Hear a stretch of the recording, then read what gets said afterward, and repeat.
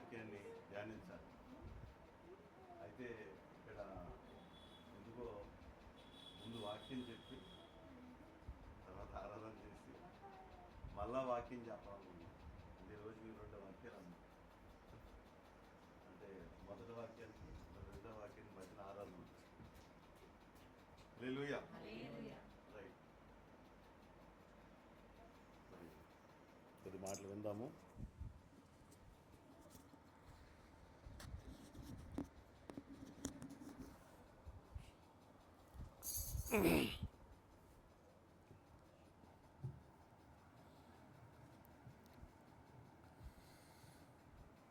ఆత్మీయ జీవితంలో మనం నేర్చుకోవాల్సినవి, నడుచుకోవాల్సినవి చాలా ఉన్నాయి. వాస్తవానికి ఈవేళ జరుగుతున్న భక్తి అంతా కూడా పెర్ఫెక్ట్గా సాగుతుంది అనుకోవడం లేదు. క్రీస్తును కలిగిన తర్వాత జరగవలసినటువంటి కార్యములు, చేయవలసిన ప్రయాణం, కావలసిన సిద్ధపాటు మ్యాక్సిమం అయితే లేరు. దేవుడు మనకు అందించిన రక్షణ చిన్నదేమీ కాదు, చాలా గొప్ప రక్షణ ఇది. అయితే ఇంత గొప్ప రక్షణ అయితే మాత్రం ఎవరు కూడా సంపూర్తిగా గ్రహించలేకపోతున్నారు. రెండో లోనికి వచ్చాడు, ఇలా కూర్చో. సంపూర్తిగా ఎవరు గ్రహించలేకపోతున్నారు. దానికి కారణం ఏంటంటే, ఒకటి బోధించేవారిలోనూ లోపం ఉంది, వినేవారిలోనే సమస్య ఉంది. యేసు ప్రభువు వారు చెప్పారు, ఎందుకు ఫలించట్లేదంటే కొన్ని నేలపై పడుతున్నాయి, కొన్ని త్రోవ పక్కలో పడుతున్నాయి. ఇలా విత్తనం గురించిన మాటలు మాట్లాడారు. అంటే అన్నది ఈ ఫలించటం అనే విషయంలో ప్రభు చెప్పిన ఉపమానము. ఇప్పుడు వాక్యాన్ని ఉన్నదన్నట్టుగా బోధిస్తే వినేవారు కూడా లేరు. అది కూడా పెద్ద సమస్య. వాక్యాన్ని ఉన్నదన్నట్టుగా చెప్పుకుంటూ వెళితే ఇంకా సంఘం అనేది ఎలా ఉంటుందంటే, ఇప్పుడు ఎంతంటే సతీష్ కుమార్ గారు ఒక పోస్టర్ అంటే ఇచ్చారు, ఏంటంటే ఆత్మీయ ఆరోగ్య ఆర్థిక అభివృద్ధి. అంటే మనుషులకి ఫస్ట్ ఆత్మీయ పెట్టారు, పేరు టైటిల్ అది పెట్టారు. కాబట్టి ఈ మనుషులకు కావాల్సిన ఆర్థిక అభివృద్ధి, ఆరోగ్య అభివృద్ధి ఉంటే చాలు. ఇంకా మిగిలిన ఆత్మీయ అభివృద్ధి కోసం ఆలోచించే వ్యక్తులు లేరు, చెప్పే బోధకులు లేరు. శ్రద్ధగా వినండి. హల్లెలూయా. కాబట్టి ఇంత గొప్ప బైబిల్ మన చేతిలో ఉందంటే బుక్ అంతా చదివే మనం నడుచుకోవాలి. అర్థమవుతుందమ్మా? బుక్ అంతా కూడా, ఈ బైబిల్ గ్రంథం అంతా కూడా మనం పట్టించి ఇంకా చివరిగా మనం నడుచుకోవాల్సింది కొత్త నిబంధన. అది కంపల్సరీగా తెలుసుకోవాలి, దాని ప్రకారం నడుచుకోవాలి. కానీ అలా అయితే లేదు. అది చెప్పగలుగుతున్నాను. ఆ స్టాండర్డ్స్ మెయింటైన్ చేసే వ్యక్తులు కనబడతలేదు. ఒకటి జ్ఞాపకం చేసుకోవాల్సి వస్తే, మొదట జీవం కలిగిన దేవుడు, తర్వాత ప్రభు, తర్వాత వాక్యము.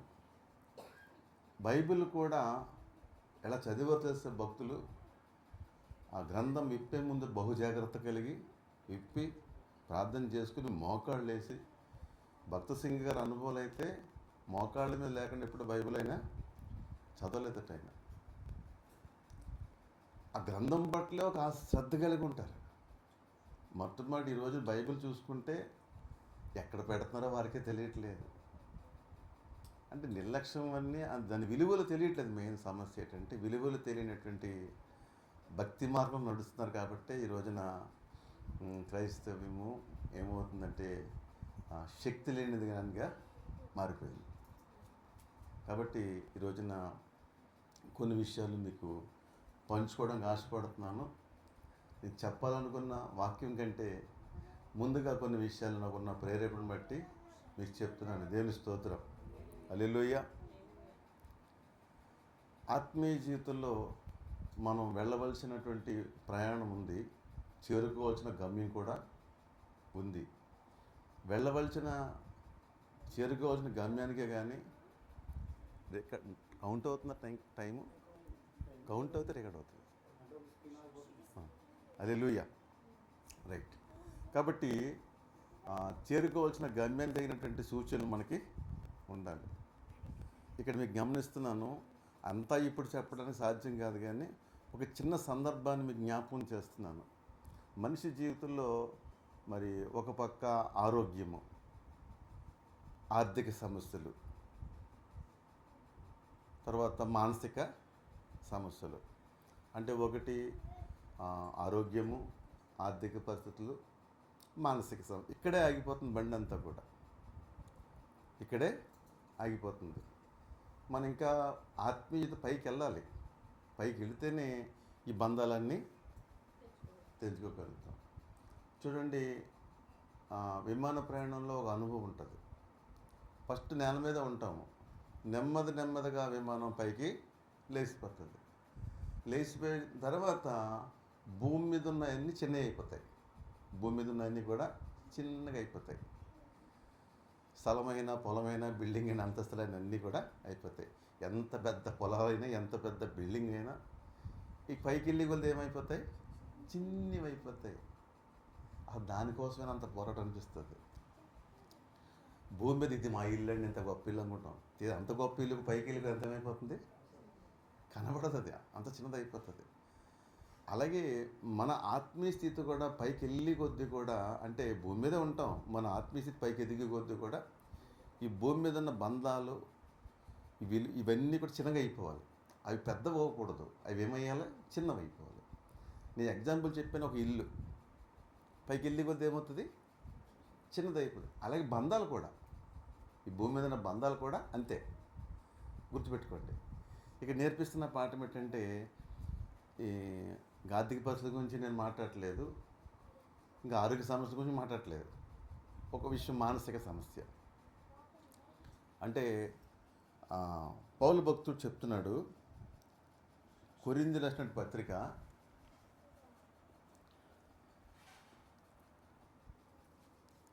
7వ అధ్యాయము,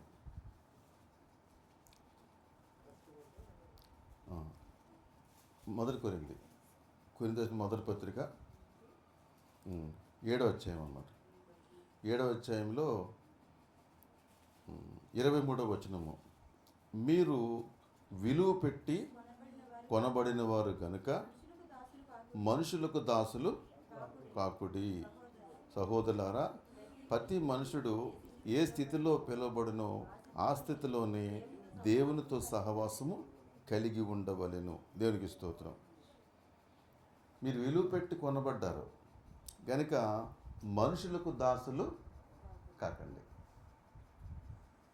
ఈవేళ రక్షణ పొందిన మనము యేసు ప్రభు యొక్క విలువైన అమూల్యమైన రక్తంతో కొనబడ్డాం, అవునా?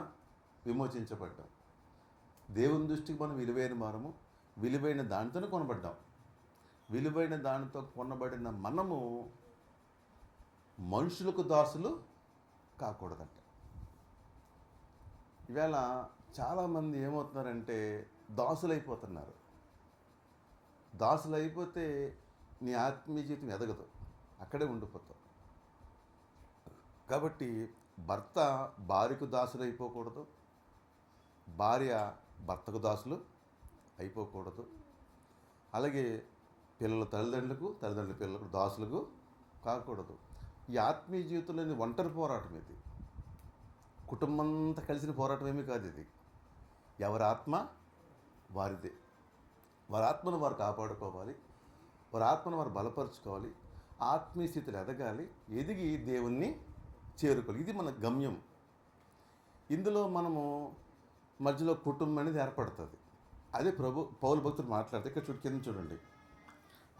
తర్వాత వచ్చిన ఏంటంటే, కన్యకల విషయమై ప్రభు యొక్క ఆజ్ఞ నేను పొందలేదు, కానీ నమ్మకమైన వాడినై ఉండుటకు ప్రభువన్న కనికరం పొందిన వాడినై నా తాత్పర్యము చెప్పుచున్నాను. ఇప్పటి ఇబ్బందిని బట్టి పురుషుడు తనున్న స్థితిలో ఉండుట మేలని తలంచుచున్నాను. భార్యకు బద్ధుడై ఉంటివా విడుదల కోరవద్దు. భార్య లేక విడిగా ఉంటివా వివాహము కోరవద్దు. ఇక్కడ ఏమన్నాడంటే, ఫస్ట్ పాయింట్ ఏంటంటే, ఈ లోక ప్రయాణంలో ఉన్నాము. వివాహం అంటూ చేసుకుంటే కొన్ని బంధాలు అనేవి వచ్చేస్తాయి, కొన్ని శ్రమలు కూడా వస్తాయి. కాబట్టి అప్పటి కాలం దాదాపు 2000 సంవత్సరాల క్రితం కాలాన్ని చూసి మాట్లాడే మాట ఏమన్నాడంటే, ఇప్పుడు కాలాన్ని బట్టి ఒంటరిగా ఉండటమే బెటర్ అన్నాడు. ఎప్పుడు ఎందుకు ఒంటరిగా ఉండమన్నాడంటే, నువ్వు ఎన్ని పెట్టుకుంటే పైకి వెళ్ళలేవు అన్నాడు. అలాగని కుటుంబ వ్యవస్థను వద్దనే కాదు. ఒకవేళ వివాహం చేసుకున్నావా చేసేసుకో, వివాహం అయి ఉన్నావా విడుదల కోరవద్దు. అర్థమవుతుందా? ఆ వ్యక్తిని బట్టి ఇబ్బంది ఉంది అని చెప్పేసి నేను అతని నుంచి వచ్చేస్తానండి, ఆవిడని వదిలేస్తానండి, ఇతన్ని వదిలేస్తానండి, ఈ పిల్లల్ని వదిలేస్తానండి, కుటుంబం వదిలేస్తానండి మన భక్తి జీవితం అయితే కాదు. నేను ఇప్పుడు నా ఆత్మ నాదండి, నా ఆత్మ నాదే, ఇంక ఎవరు ఉన్నా లేకపోయినా నేను నా ఆత్మని నేను కాపాడుకోవాలి కాబట్టి నా భర్త వద్దు, భార్య వద్దు, బిడ్డలు వద్దు, సన్యాసం పుచ్చుకున్న వాళ్ళ నేను కూడా వెళ్ళిపోతాను అనేది ఇది కూడా కాదు. ఇప్పుడు ఒక సమస్య ఒకటి జరుగుతుంది, పేర్లు చెప్పట్లేదు. ఆ సేవకుడు మనం ఎలా బోధించారో ఏంటో నాకైతే తెలీదు. ఆ సమస్య నా దగ్గరికి వచ్చింది. వచ్చి ఆ పాస్టర్ అలా చెప్పారండి. ఇప్పుడు అలా ఆవిడ ఏమంటుందంటే, భర్తకి ఇడాలు ఇచ్చేస్తానని వెళ్ళిపోయింది. ఎందుకంటే నా భర్త నా మాట వింటలేదు. ఇద్దరు బిడ్డలు, ఇద్దరు పెళ్లి కావాల్సిన వాళ్ళు. అతను నా ఆయన ఎదురుకు వచ్చాడు. వచ్చి, పాస్టర్ గారు ఏంటండి, ఎదిగిన పిల్ల, కుర్రోడు, ఇప్పుడు ఆమె ఏమంటే విడాకులు కావాలంటుంది. ఎందుకు విడాకులు కావాలంటే, ఆ భర్తను చర్చికి రమ్మంటుంది. నేను రానంటాడు. నేను చర్చికి అయితే రానంటాడు. నువ్వు రాకపోతే నీతో పాటే ఇంట్లో ఉండిపోతే నా ఆత్మీయ జీవితం ఏమవుతుంది, నాశనం అయిపోతుంది. కాబట్టి నేను నీతో ఉండలేను, నాకు విడాకులు కావాలని. ఇది జరుగుతుంది ఆల్రెడీ ప్రజెంట్. సరే, ఈ విషయంలో అది నా దగ్గరకు వచ్చింది. నన్ను రమ్మని నేను నాన్న ఆ చర్చికి రావాల్సింది నేను చెప్పలేనంటే, అది బైబిల్ అలా చెప్పలేదు, కానీ ఏం చెప్తాను. ఇప్పుడు మనకి ఏం చెప్తుంది వాక్యం విందాం. హల్లెలూయా. ఇప్పుడు ఈ సమస్యలు అన్ని చోట్ల ఉన్నాయి. ఈ సమస్యలు అన్ని చోట్ల ఉన్నాయి. అర్థమవుతుందమ్మా? ఒకసారి రత్నం ఒక ఇంట్లో అద్దుకునేవారు, అంటే అవుట్ హౌస్లో ఉండేవారు. అద్దెకని అనలేను, కానీ ఆయనకు పార్లమెంట్ సభ్యుడు ఎంపీ చేసినాడు. ఆయన ఎంపీ చేశాడు. ఆయన పేరు చెప్పద్దు, పేరు చెప్పద్దు. పెద్ద కోటేశ్వరుడు, చాలా ఆస్తులు ఉన్నాయి ఆయనకి. ఆయన వయసు అప్పటికే 65 ఏళ్ళు అంతా ఉంది. ఇప్పుడు ఇంకా ఎక్కువ అనుకుంటాను. మరి భార్య భర్తలు గొడవడుకుని భార్య వెళ్ళిపోయింది, ఆయన ఒక్కడు ఉంటున్నాడు. అంత ఆస్తులుండి, అంత పదవుల్లో ఉండి, ఆ వయసులో గొడవలు ఏంటంటే వస్తున్నాయి. ఈ గొడవలు ఆడకు వయసు అనేది లేదు. అర్థమవుతుందమ్మా? ఆయన ఒక్కడే బతికేస్తున్నాడు అలాగే. కాకినాడలో బోల్డ్ ఆస్తులు ఉన్నాయి ఆయనకి. అంటే నేను చెప్పేది గొడవలకి వయసు అనేది లేదు. అయితే ఇక్కడ కావాల్సింది ఏంటని చెప్తాను వినండి. ఇక్కడ మనకు వాక్యం మాట్లాడుతుంది. ఈ రోజున ఇప్పటి ఇబ్బందిని బట్టి పురుషుడు తనను స్థితిలో ఉండుట మేలని తలంచున్నాను. భార్యకు బద్ధుడై ఉంటివా విడుదల కోరవద్దు. భార్య లేక విడిగా ఉంటివా వివాహము కోరవద్దు. అయినను నీవు పెళ్లి చేసుకునను పాపము లేదు, కన్యకగా పెళ్లి చేసుకొనను ఆమెకు పాపము లేదు. అయితే అట్టి వారికి శరీర సంబంధమైన శ్రమలు కలుగును. ఇంకా పెళ్ళంటూ చేసుకుంటే ఈ శ్రమలు అనేవి వస్తాయి. అవి పెద్ద సమస్య కింద తయారవుతాయి. ఒకసారి వెళ్ళిపోయిన తర్వాత ఇంకా శ్రమలనే వస్తాయి. శ్రమలు వచ్చినాయి కాదు వదిలేసేది కాదు. ఇది శ్రమలు వచ్చాయి కదా అని భర్తను వదిలేయకూడదు, భార్యను వదిలేయకూడదు, బిడ్డల్ని వదిలేయకూడదు అని వాక్యం చెప్తుంది. పరిశుద్ధాత్ముడు పౌలు ద్వారా మాట్లాడుతున్న మాటలేవి. తర్వాత చూడండి, సహోదరులారా, నేను చెప్పినదేమనగా కాలము సంకుచితమై ఉన్నది కనుక ఇక మీదట భార్యలు కలిగిన వారిలో భార్యలు లేనట్టును, ఏడ్చువారు ఏడవనట్టును, సంతోషపడువారు సంతోషపడినట్టును, కొనువారు తాము కొనినది తమది కానట్టును, ఈ లోకము అనుభవించువారు అమితముగా అనుభవింపినట్టుగాను ఉండవలెను. ఏలయనగా ఈ లోకపు నటన గతించుచున్నది, మీరు చింత లేని వారి ఉండవలని కోరుచున్నాను. రైట్, వినండి. ఇక్కడ ఏం చెప్తున్నాడంటే పౌలు భక్తుడు, భార్య ఉందా లేనట్టుగా ఉండు, భర్త ఉన్నాడా లేనట్టుగానే ఉండు. అంటే భర్తను వదిలేయద్దు, భార్యను వదిలేయద్దు. కానీ నీ జీవిత ప్రయాణం ఎలా ఉండాలంటే దానికి లింక్ అయిపోయి నీ ఆత్మీయతను పాడు చేసుకుని ఇంకా ఆవిడ గురించే చింతించేస్తూ, ఆవిడ గురించి నీ క్యారెక్టర్ని పాడు చేసుకుని, అతని గురించి నీ క్యారెక్టర్ పాడు, ఆవిడ గురించి మానసిక పరిస్థితి, ఆర్థిక పరిస్థితి, ఆరోగ్యం అన్నీ పోగొట్టుకోవద్దు. ముఖ్యంగా ఆత్మీయతను అసలే పోగొట్టుకోవద్దు అని వాక్యం చెప్తుంది. ఉన్నను కూడా లేనట్టుగానే ఉండు. ఇంకా వాళ్ళు మారలేదు నువ్వెందుకు గింజిపోతావు? నువ్వు మారావు కదా, నీ ఆత్మీయస్థితి బాగుంది కదా, దాన్ని కొనసాగించుకో, దాన్ని చల్లార్చుకోవద్దు. నీ ఆత్మీయస్థితిని బట్టి ఆవిడ కోసం ప్రార్థన చేయి. నీ ఆత్మీయస్థితిని బట్టి ఆవిడ కోసం, అతని కోసం ప్రార్థన చేయి. దేవుని కృప ఉంటే వాళ్ళు మారుతారు, దేవుని కృప ఉంటే వారు కూడా జీవంగా దీన్ని అమ్మడిస్తూ రాజ్యంలోకి వస్తారు, లేకపోతే లేదు, మనం ఏమీ చేయలేం. కానీ నువ్వు కలిగిన ధన్యత నువ్వు పోగొట్టు. ఎందుకంటే నువ్వు విలువ పెట్టి కొనబడిందా, నువ్వు విలువ పెట్టి కొనబడిన వాడు. ఇప్పుడు సాక్ష్యం విన్నాము, ఒక మెసేజ్ రాగానే మనకు ఎంత కృంగిపోవాలి? ఎవరిని బట్టి వచ్చింది అది? అర్థమవుతుందమ్మా? దేన్నైనా సరే లెక్క చేయకూడదు. మనం ఆత్మీయ జీవితం వేరు, దేనిని బట్టి కూడా కృంగిపోవాల్సిన అవసరం అయితే లేదు. భార్య తప్పు చేస్తుంది, అక్రమ సంబంధం పెట్టుకుందో లేదంటే ఏ పాపం చేస్తుందో ఏదో చేస్తుంది, నీ దృష్టికి వచ్చినా తెలిసి తెలియకపోయినా సంబంధం కొనసాగాలి. అప్పుడు ఆవిడ నువ్వు భార్య అనుకోవద్దు, నా ఇంట్లో ఒక పని మనిషి పనిచేస్తుంది, టైంకి వండి పెడుతుంది, ఇల్లంతా చూసుకుంటుంది, అంతే. అంతకు మించిన కృంగుబాటు అయితే వద్దు. నీ లైఫ్ నువ్వు నీ క్యారెక్టర్ని పాడు చేసుకోవద్దు, నీ పరిశుద్ధతని పాడు చేసుకోవద్దు, నీ ఆత్మీయ స్థితిని పాడు చేసుకోవద్దు. ప్రార్థన సహవాసం దేవుళ్ళు ఎప్పుడు కొనసాగుతూనే ఉంటారు. అర్థమవుతుందా? అలాగే వదిలేస్తే మందుటి చంపేస్తుందండి అనుకుంటారు. అలా వచ్చింది నాకు సమస్యలు వచ్చినాయి. దేవుని చిత్తం లేకుండా మరణం నీ దగ్గరికి రాదు. వాక్యం ఉంది కదా, విషయం తాగినా కూడా పని చేయదని. ఒక దేవుని చిత్తమే అలాగే పోవటం అయిందనుకో, హ్యాపీగా బతుకుటకి ఇస్తే, అంతేగాని అనుక్షణం భయపడితే భయపడాల్సిన అవసరము లేదు. ఆ బారిని బట్టి కురుంగిపోవాల్సిన అవసరం అయితే లేదు. అర్థమైందమ్మా? దీన్ని జయించాలంటే ఏముండాలి? ఆత్మలో నువ్వు అత్యంత బలం, అంటే నువ్వు అన్నిటికంటే ప్రభుని ఎక్కువగా ప్రేమించాలి, అన్నిటికంటే ప్రభుతో ఎక్కువ సంబంధాన్ని పెంచుకోవాలి. నువ్వు చేరబోయే లోకం ఏంటో అది నీ కళ్ళ ముందు ఎప్పుడు కనబడుతూనే ఉండాలి. ఈ భూమి మీద అన్నీ చిన్న అయిపోయి ఎదిగే కొద్ది ఏమవుతుందంటే ఆ భార్య అనే సంబంధం కూడా అత్యంత చిన్నదిగా మారిపోతుంది. ఆ భర్త అనే సంబంధం ఏమవుతుంది? చిన్నదిగా. సేమ్ టు సేమ్ భర్త కూడా అంతే, చెడుగా తిరుగుతున్నాడు, ఏదో ఇంకా అతను అవుతున్నాడు.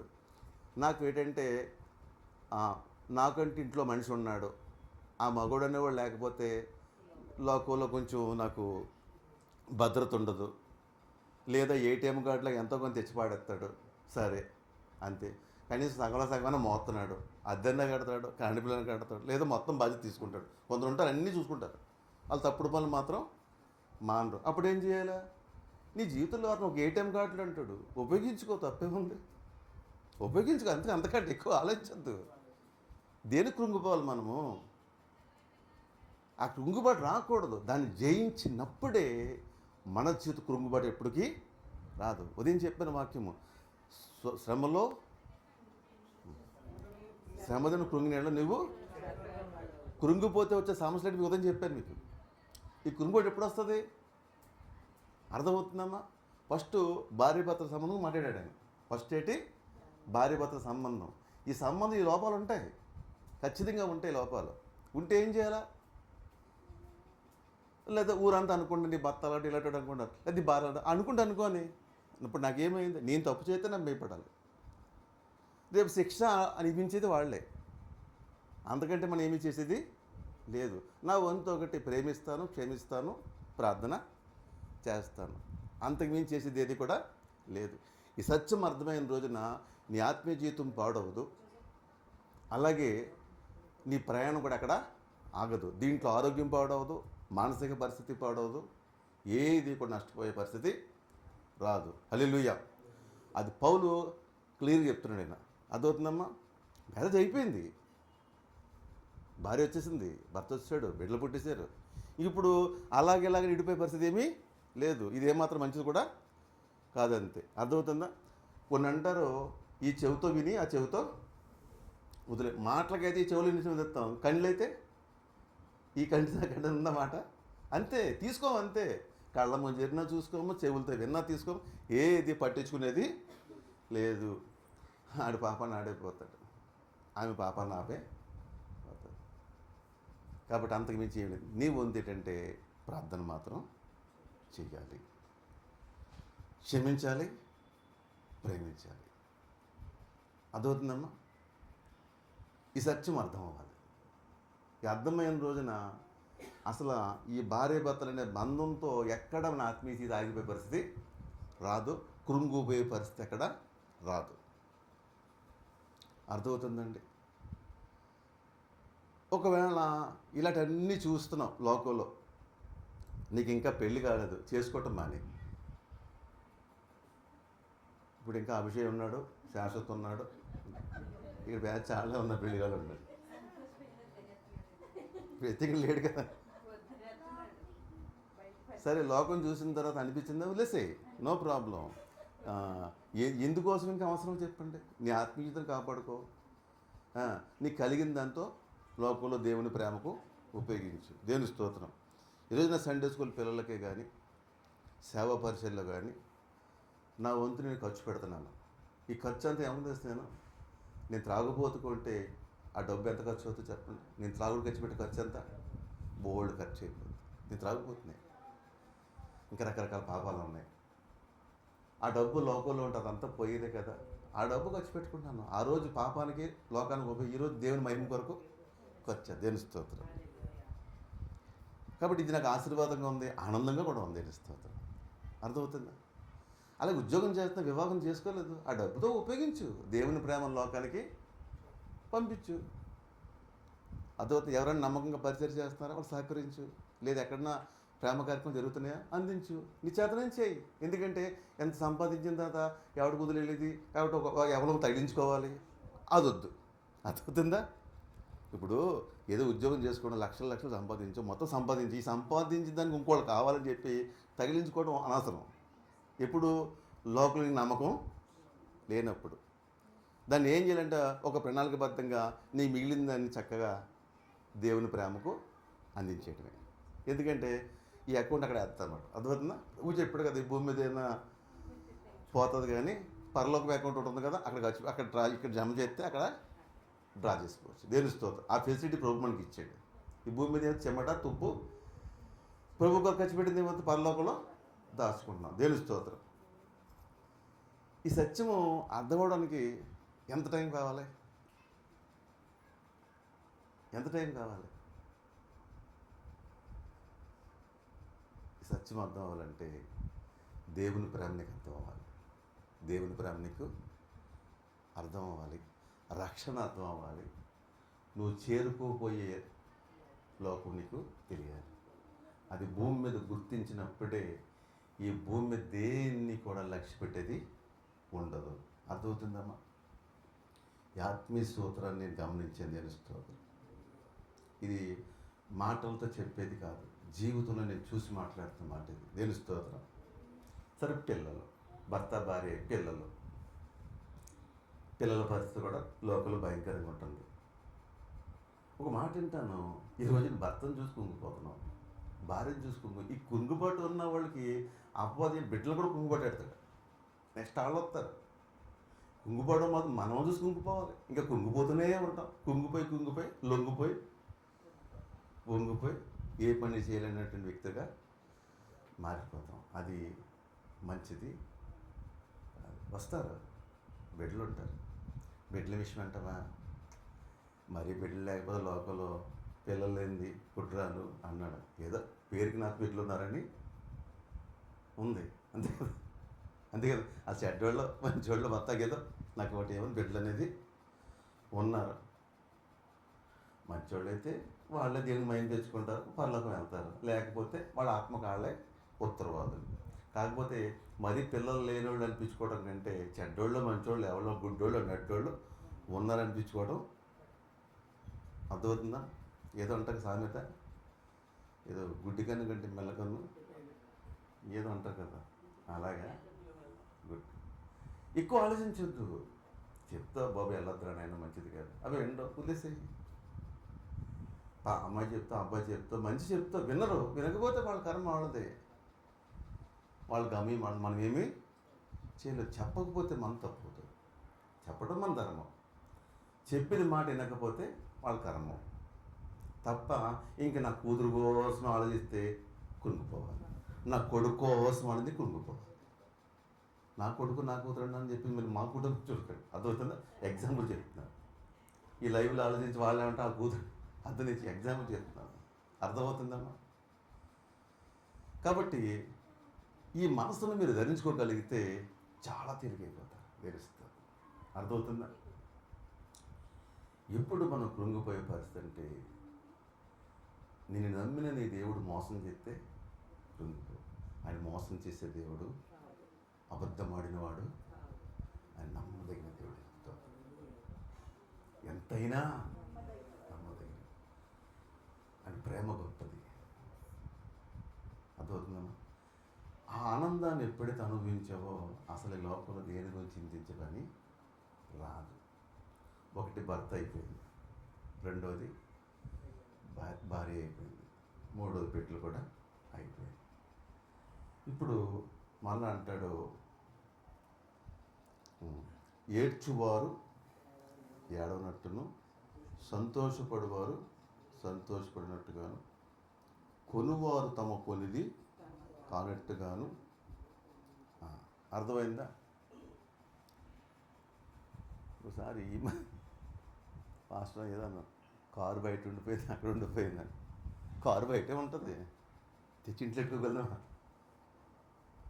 నా ఉదయం ధర్మంగా తాళం మీద వచ్చాను, ఉంటే ఉంటుంది, పోతే పోతుంది.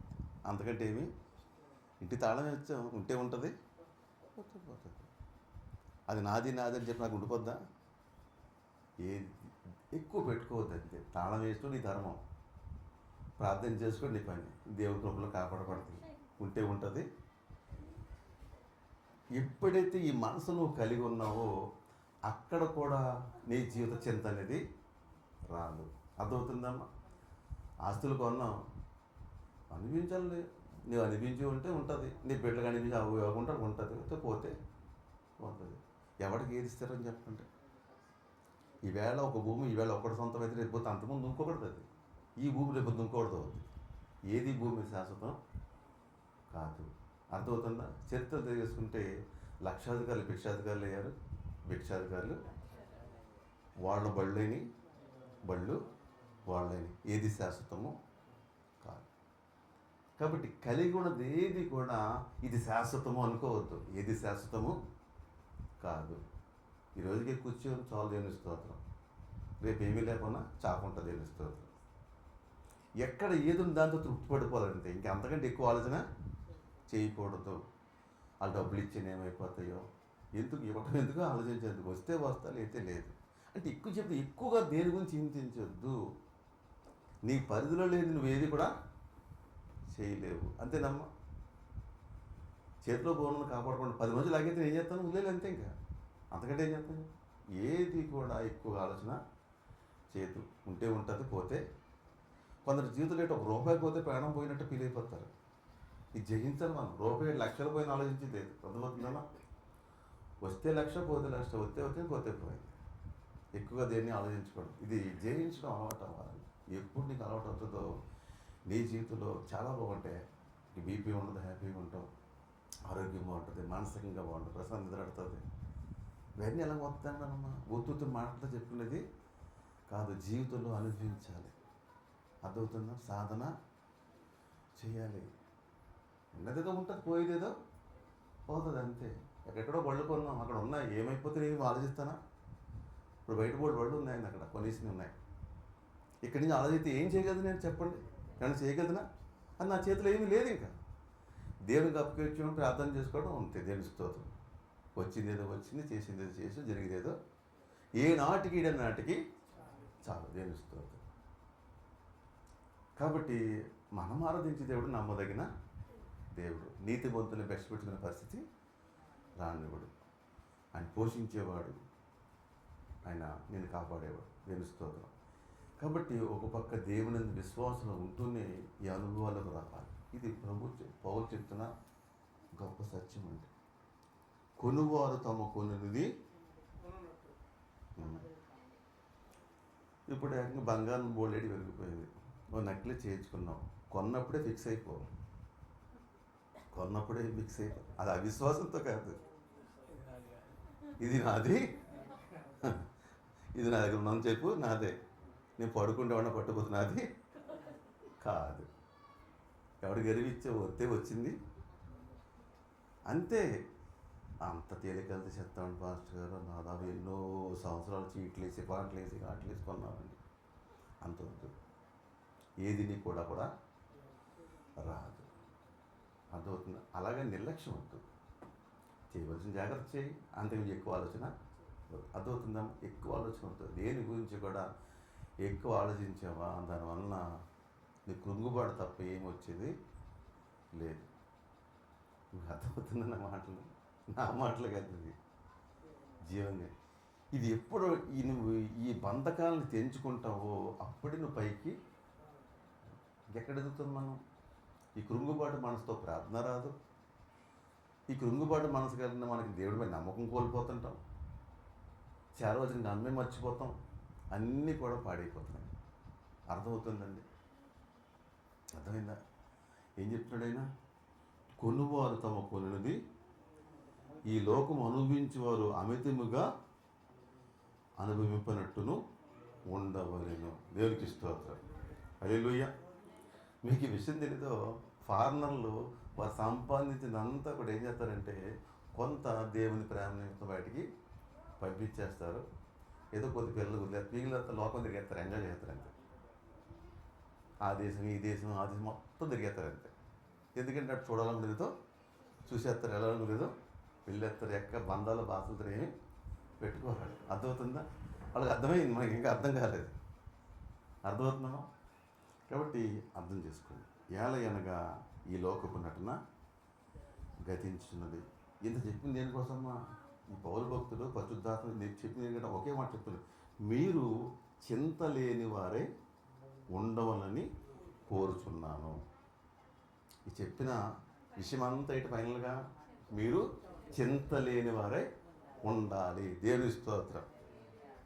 వద్దు, పిల్లలు లేరనుకోండి, పిల్లలు లేరని అన్నారనుకోండి, పిల్లలు ఉన్న వాళ్ళు ఎవరికి మనసంతం చెప్పండి. లేకపోతే లేనిది ఒకే ఒక సమస్య, ఉంటే 100 సమస్యలు. ఉంటే 100 సమస్యలు, లేకపోతే ఒకటే సమస్య. మాకు ఒకటే సమస్య ఉందండి, పెద్ద విశేషం ఏమి అని చెప్పు, అవతల నోరు మోపుతాడు. పిల్లలు లేరని ప్రశ్న అయితే ఏం చెప్పాలి? చెప్పండి, పిల్లలు ఎవరు సంతోషం చెప్పండి. ఆ మాట నిజమేనండి అంటారు. వెంటనే అంటాడు అంతే, ఆ మాట నిజమే. దేవునికి స్తోత్రం. ఈ సత్యం మీకు అర్థం అవ్వాలండి. అర్థం కాకపోతే నా ఆత్మీయతను మనం వెదలో సంతోషంగా ఉండడం, ప్రశాంతంగా బతకలేము, మనస్ఫూర్తిగా పడుకోలేము. ఇవేవి మనకు కొరువైపోతాయి. ఎందుకు మనం పోగొట్టుకోవాలి? నీ నిద్ర నీ సొంతం, నీ నిద్ర సొంతం, నీ ఆరోగ్యం నీ సొంతం. ఒకడి కోసం నీ ఆరోగ్యం పోగొట్టుకోవటం పెట్టి, ఒకళ్ళ కోసం నిద్ర పోగొట్టుకోవటం పెట్టి, ఒకళ్ళ కోసం నీ ఆనందం పోగొట్టుకోవటం పెట్టి. ఆనందం అంటే లోపల తీగేసి బతకమని కాదు, ఒకళ్ళ గురించి చింతిస్తూ ఉండదు. అర్థమవుతుందా? ఎన్ని వదిలేసేయండి. నా ఒకటే అంటున్నాడు ప్రభు, మీరు చింత లేని వారై ఉండాలి. అర్థమవుతుంది? ఈ వాక్యాన్ని ఎన్నిసార్లు చెప్తే మనకి అర్థమవుతుంది?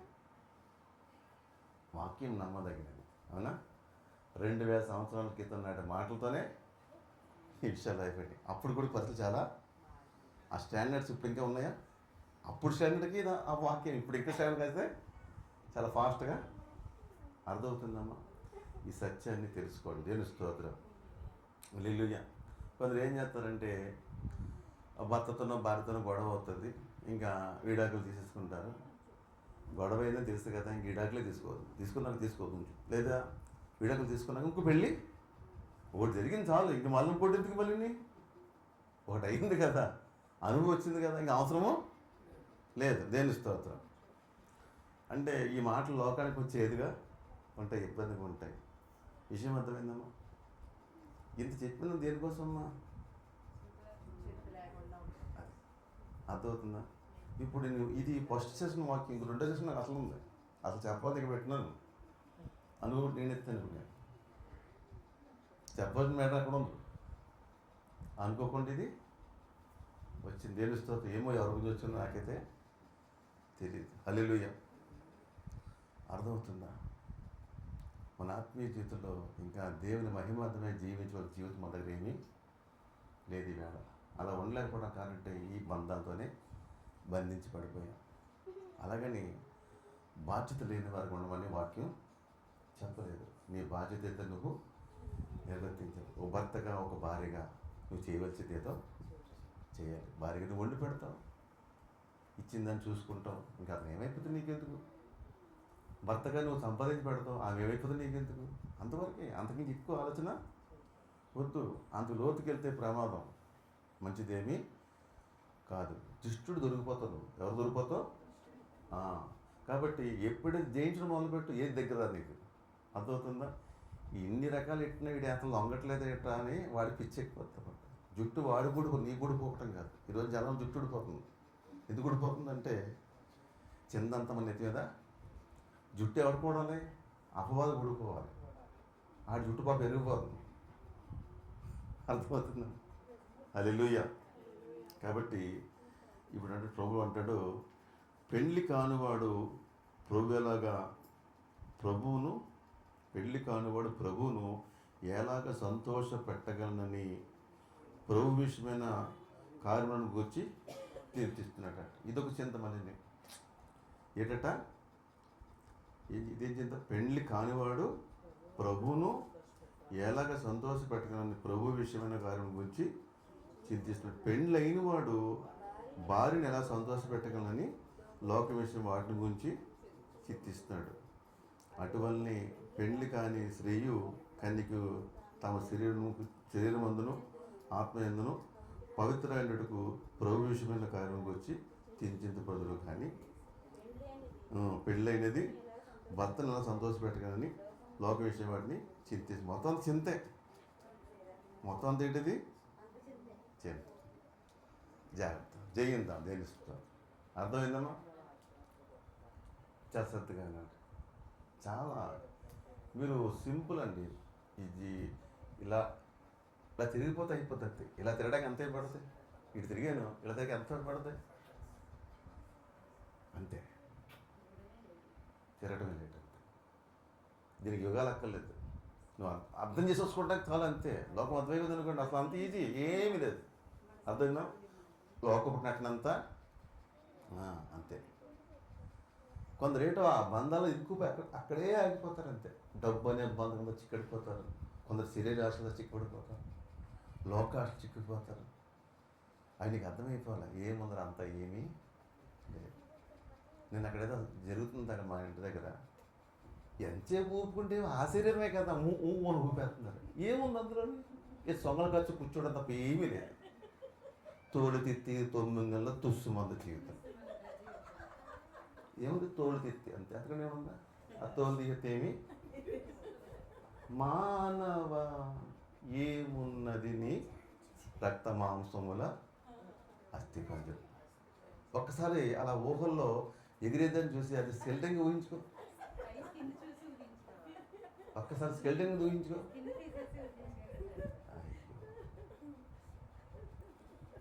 చాలా జయించాలని తెలుస్తుంది. దేని గురించి ఎక్కువగా సేపడేది? నువ్వు ఆ భ్రమంలో అక్కడ అయిపోతావు. నువ్వు 6 ప్యాక్ ఏముంది, వెనక్కి కూడా ఎక్కువ ఉంటుంది. కొందరికల్లా అంతే, ఏదో చూసి అవయవాలు చూసి అంగాలు చూసి ఏదో కించిపోతుంది. ఏమీ లేదు, అర్థం చేసుకుంటే ఏమీ అంతా వ్యర్థమే. దేవుని స్తోత్రం. ఇక్కడ ఏదో ఊరేస్తారు. అది అండమాన్ దీవులు చూడు, మొత్తం ఇప్పుకుని తిరుగుతారు. అట్లా ఏముంది అక్కడ? ఏం లేదు. ఆడదాని మగోడు చూడు, మగోడు ఆ కప్పు నుంచే కొంతాను. ఏముంది? ఏమీ లేదు. ఆ సత్యం నీకు అర్థం అవ్వాలి. ఆ సత్యం నీకు అర్థమైపోతే ఏమీ లేదు. ఈ బంధాల్లో లేదు, ఏ నథింగ్. ఉన్నది అక్కడ ఉంది. ఎక్కడుంది? దాని గురించి ఆలోచించు, దాని గురించి ఆశించు, దాని గురించి ప్రయత్నం, దాని గురించి ప్రయాణం మొదలెట్టు. టర్న్ అవ్వాలి. ఈ చింతల్లోంచి నువ్వు టర్నింగ్ అయిపోవాలి. తెలుస్తుంది. ఎప్పుడు టర్న్ అవుతావో చాలా పీస్ఫుల్ తెలుస్తుంది. నా భార్య నా సాక్ష్యం. అలా పడుకుంటాను, విత్ ఇన్ 1 2 3 4 5 మినిట్స్ పడిపోతుంది. ఎన్ని లేవు నాకు సమస్యలు, బోర్డు ఉన్నాయి. కానీ యెహోవా ఆయన చూసుకుంటాడు. తెలుస్తుంది. నేను చెప్పాల్సింది చెప్పాను, చేయవలసింది నా వంతు, నా బాధ్యత. అంటే సంగమండి ఎంత చెప్పాల్సింది నేను చెప్తున్నాను, చూస్తున్నాం. ఎవరు ఆ స్టాండర్డ్ కనబడట్లేదు. నేను ఏం చేయగలుగుతాను? ప్రభు నేను చెప్పాల్సింది ఏదో చెప్తున్నాను అయ్యా, మరి ఎంతకంటే నేను ఏం చేయగలుగుతాను? అది కూడా చింతే. సంఘం గురించి కూడా చింతే. అదో ఇంత కష్టపడుతూ ప్రయాసపడుతున్నాం, ఎవరైనా మార్పు వస్తుందో అంటే ఏ మార్పు? ఇంకా అది మార్పు రావట్లేదని చింతించి కూర్చొని నాకు ఉపయోగం లేదు. ముందు నేను కాపాడుకుంటూ చెప్పవలసింది చెప్పు, నా పని వెళ్ళిపోదు. ఏడుస్తుంది. మొదటి సెషన్లో దేవుడి మాటలు దీవించను గాక. ఆమేన్. హల్లెలూయా. రైట్. మరి రెండో సెషన్కి వెళ్దామా, లేదంటే ఆగిపోదామా?